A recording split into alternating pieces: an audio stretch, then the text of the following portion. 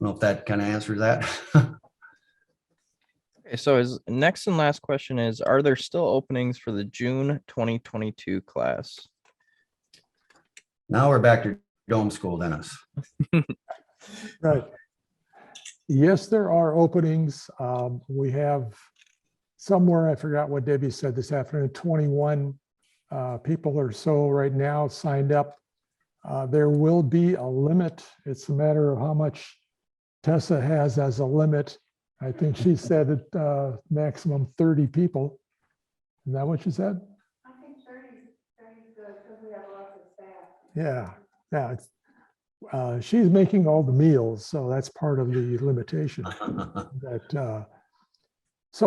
We're using 30 as our limit. When we get to 25 or 26, we'll probably post a waiting list just to see how many people are really coming, because some people have things that happen and drop out.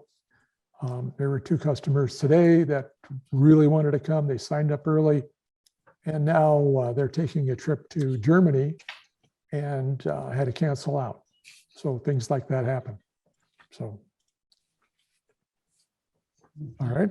Okay, so our last question from Samantha is, do domes have a durability in harsh weather and strong conditions?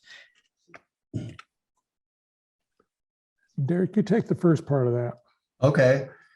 Yes, domes, just by their design, are extremely durable for both snow loads as well as wind loads for like hurricanes and also earthquakes.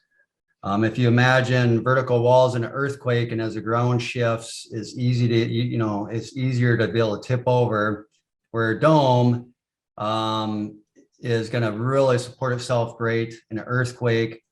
Again, that round design also helps it with wind loads. Instead of wind pushing up against a flat wall, it can kind of hit the dome and be deflected around the dome.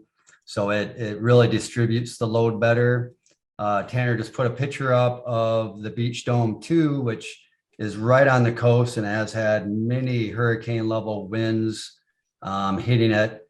And you can see on the extension where it is kind of a big flat wall, the engineer recommended cutting that corner off just to help with the turbulence of the air, to help it kind of bend around that corner, essentially taking just a little bit of what the whole entire dome does on that one corner, just to help with that wind load. So domes are great for wind, they're great for snow, they're great for earthquakes. They're really kind of the house you want if you live in an area where you have to deal with any of those extremes. They're also, by that design, that's also a big part of why they have so much energy efficiency, is again by the same design part of it. So they're great structures for all of those reasons. So here's some domes that are in California that were built for fire resistance. Essentially, you can see they were coated in kind of a concrete material. They put some, what was it, 1/2 inch, Dennis, 1/2 inch concrete, almost like Hardy-Backer boards on top of their plywood. And Yeah, then it's the dense pack, or whatever they call it, cement board really is what it is, 1/2 inch thick. That was screwed on to the 3/4 plywood.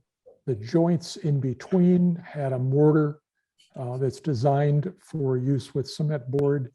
And then over that, I'm not sure what the brand name they use, but it's something like Supercrete, which is a not real thin, but a really thick coating being applied over that material, which is a total barrier, wind, water, whatever barrier.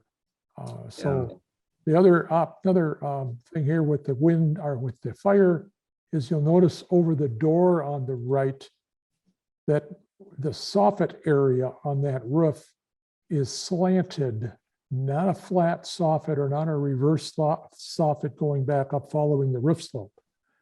And that's to try and eliminate the embers that are flying around and deflect it and not trap them in a right angle corner.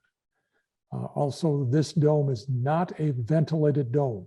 And they finally changed some of the rules out there in fire-prone areas to realize that some of the venting being required for the building codes which really isn't necessary in dry climates, was allowing embers, smaller embers, to enter through those pathways. Often you had squirrels or other varmints chewing through that and living in there, or just trying to get in and creating some holes. And if you don't maintain those things, the venting products that are out there, they could certainly allow that to happen. So there's a lot of things that are changed because of the climate zone, because of the fire zones, because of the wind, rain, all of those other various elements that are going to affect it. We looked at the different design of it.